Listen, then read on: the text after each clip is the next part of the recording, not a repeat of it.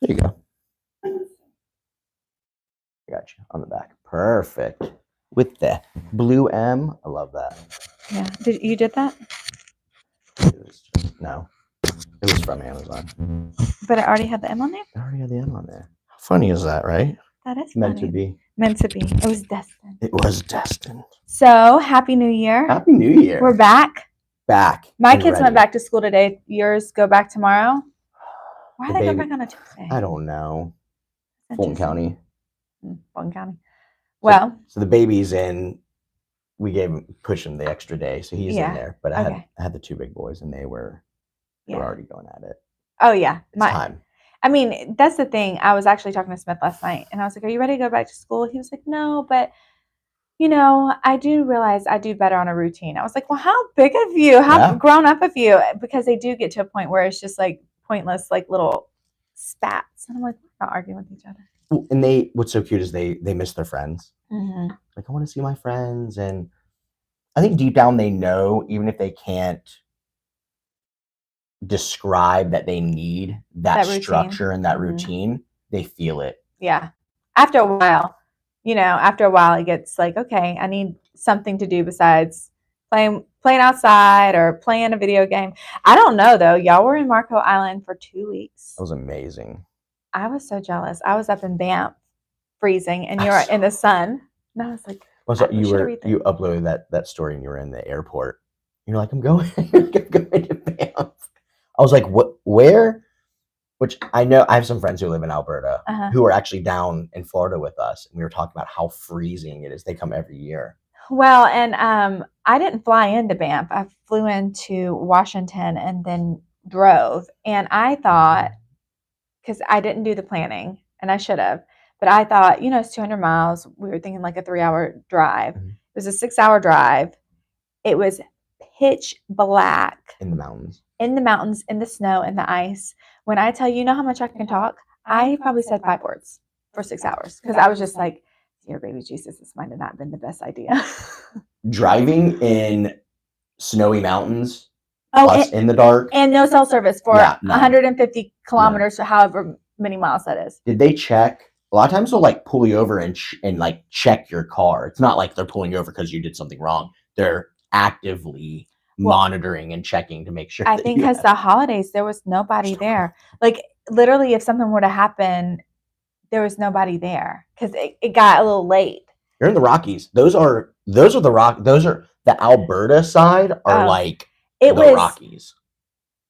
It was one of those moments of like, God, you are such an artist. The mountains it was unreal. We have mountains here in Georgia, but those are hills compared to the Rockies. Well, that's what I say. They say you're going skiing in the hills, or are you going to the mountains? To the mountains. Well, and we hit a deer. I mean, that was sad. And then we ran over another one. There were deer everywhere. But the scariest thing is you're driving through the mountains with no cell service, and all you see is like either you're looking for wildlife or it keeps saying you're in avalanche country. Right. And I was just like, okay. Mm-hmm. Watch for falling rocks or active avalanche.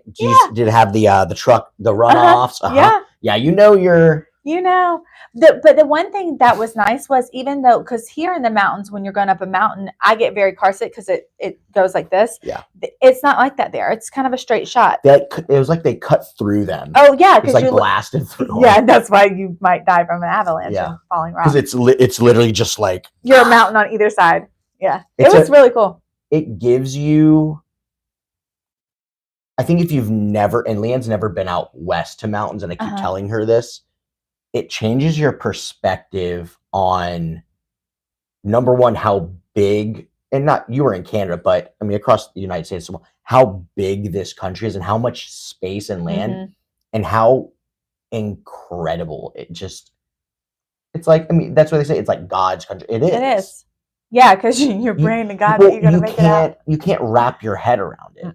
No. And another thing is that I learned going to Canada, and I mean, not to offend anyone because this is not meant to be offensive, they're just different. Mm-hmm. They do not give a hoot about our American pretentious ways. Mm-hmm. Yeah.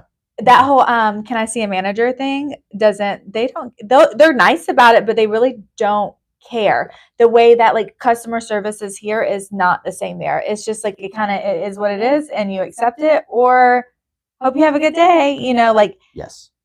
even with like service, like in a restaurant or at the hotel or whatever, it wasn't that it was bad, but they're not going to go above and beyond to meet your expectations. You just have to accept things for as they are, and that was very different.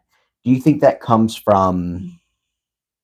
Do you think that's a mentality? And this could be an area thing too. Absolutely. Just like there's different sections of the United States. And living, if you live in the mountains and in surrounded by wilderness, I think naturally you can and probably should have more of a peaceful exist, or maybe they're just not as caught up in the rickamoranda, or like, again, that's the way I thought. Was like, well, that's your expectations, that's not what we're offering. And I'm just like, yeah, they're gonna be like, just go take a long walk in the snow.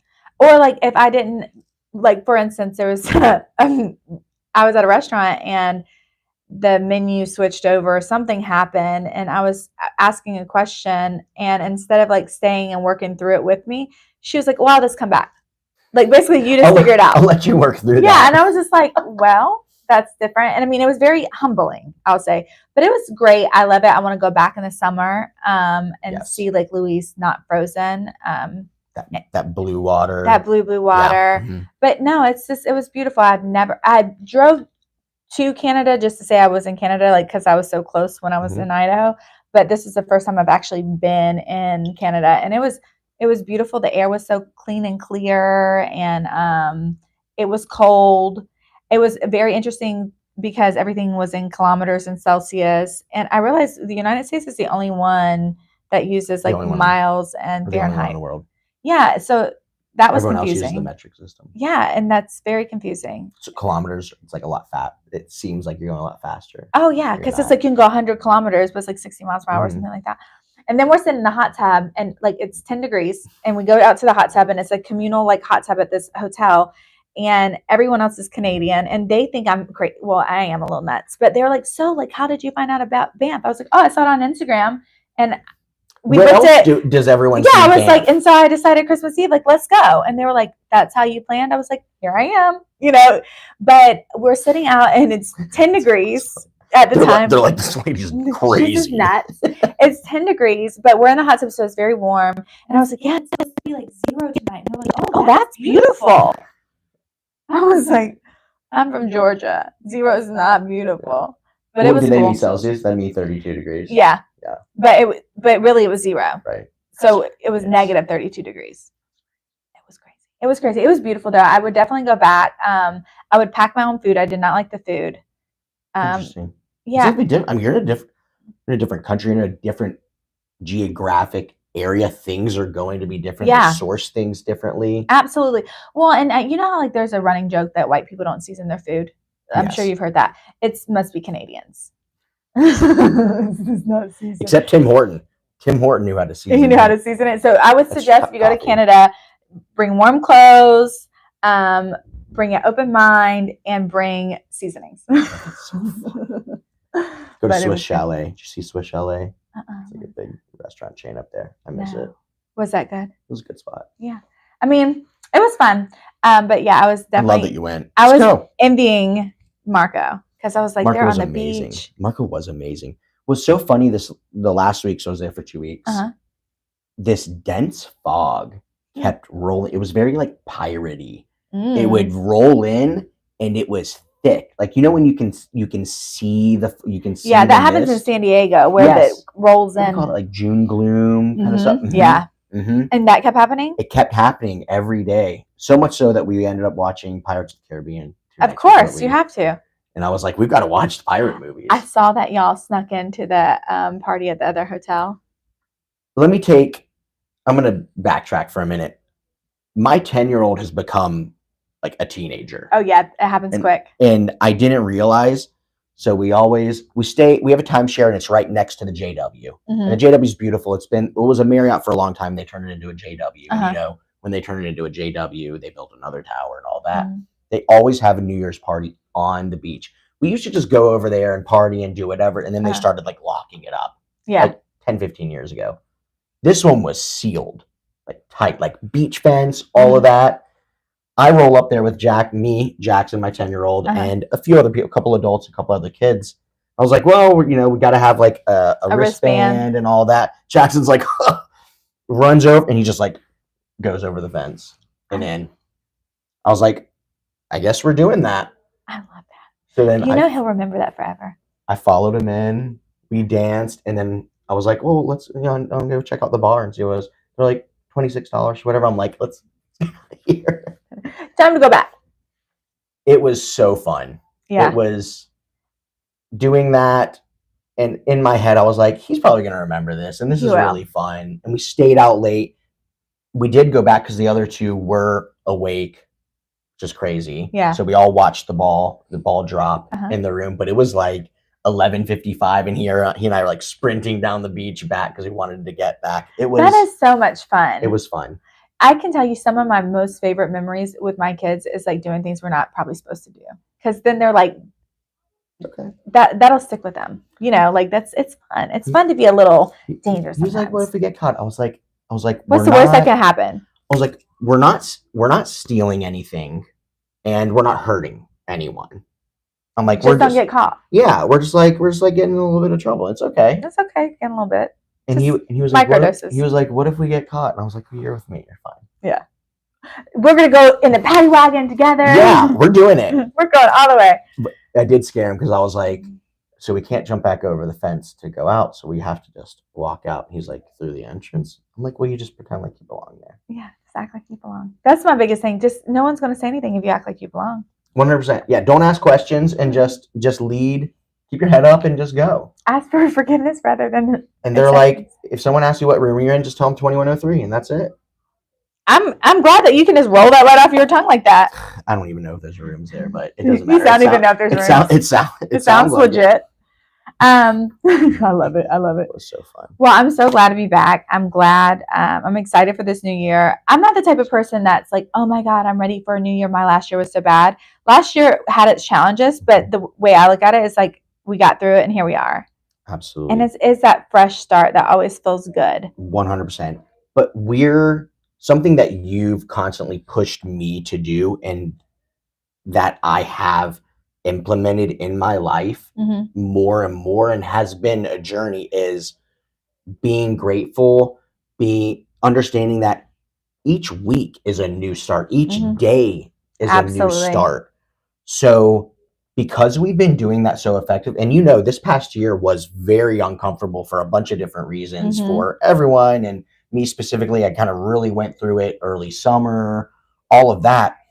And then the back end of the year was, July through. Because we are always working together and I don't want to say holding each other accountable, because it's not. We're supporting each other. We're here. We give each other grace. We understand, okay, you need some time. I need some time. Let's put our heads together. Let's lift each other up. And we also say when it's time to get back, right? Yes. Because we'll give each other that same like grace and time, like take your time, but also we're good about being like, all right, it's time to get back on. It's time to get back on. This is one of the first times where I'm like, yeah, new year, like we were doing the work. We were already doing the work. And it makes a huge difference, because I had one of my pod meetings this morning and we talked about our goals. I'm like, let's talk about our goals. But we were already working toward those and doing the pre-work. And that mentality of like the fresh start and all that. I think maybe mentally some people need that kind of like push forward or whatever that. I think it's like that beginning and end, but we know it's so fluid. It is. And just because like I've seen memes and stuff and people are like, oh, is this like December 35th? Like nothing's changed. Well, nothing changes if you don't change. Right? Nothing changes if you don't change. And it doesn't take a new year to do it, but it is like, I think energetically, as most people have the mindset of, okay, this is a fresh start. You're coming off of like kind of December is pretty much normally a wash and business in people's minds. Everybody kind of checks out. So it's like that first day of school, like it's that re-beginning. But you had a great point of like, you don't have to wait for a new year for a new start. Every day is a new start. Every week is a new start. Every hour. You can have a bad morning and have a great afternoon. So I like, though, the energy of everyone coming in and be like, all right, I'm revitalized. Like we had that downtime, those 2 weeks really with our families and just focusing on just like rest and really like revival. I always get stuck on this word, revitalization. Rejuvenating ourselves. I was going to say definitely rejuvenate. And you made a great point about taking those small moments. I used to let a bad morning destroy my day. Same. Like, done. It's a wash. Like, that was it. That was major for me to turn that around. And what I started doing was, I was like, okay, this morning wasn't great. I'm going to take an hour and reset. Breathe, meditate, watch something I like. Yep. Turn on some music. Stretch. Dance around, stretch. Absolutely. And I started doing that with my kids as well, because especially with Jackson, he's kind of the same way, where you get, because you're wired similarly. And mornings are stressful anyway. Yeah, they are. And they can be. And a lot of it's just crazy and all that. And then I'll say, all right, let's reset. You got your bus ride. Chill out. And he's just cruising and doing all that. And that was big for me being in Florida, because I wanted to, I'm like, okay, we're going to do intentional time. We're going to spend time and dig in. A lot of times they want to run off and do their own thing and all that. So you really have to like pick your moments, and it's not going to be all day. And you probably won't even get an hour. But if you can get 15, 20 minutes of just talking. Good quality time. And usually I would just grab one of them and we would just walk down the beach just a little bit. That one-on-one time. Let's go look for shells or look at boats.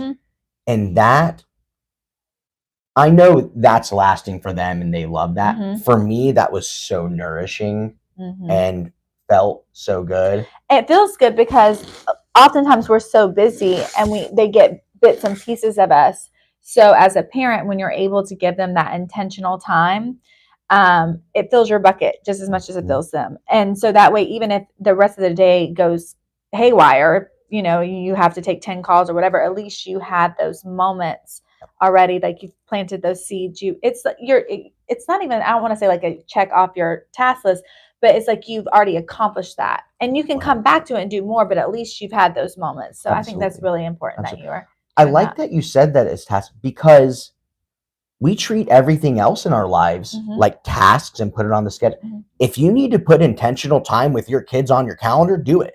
Absolutely. You should have, when you're married, you should have scheduled date nights. You should have scheduled day dates or dates with your kids individually and together.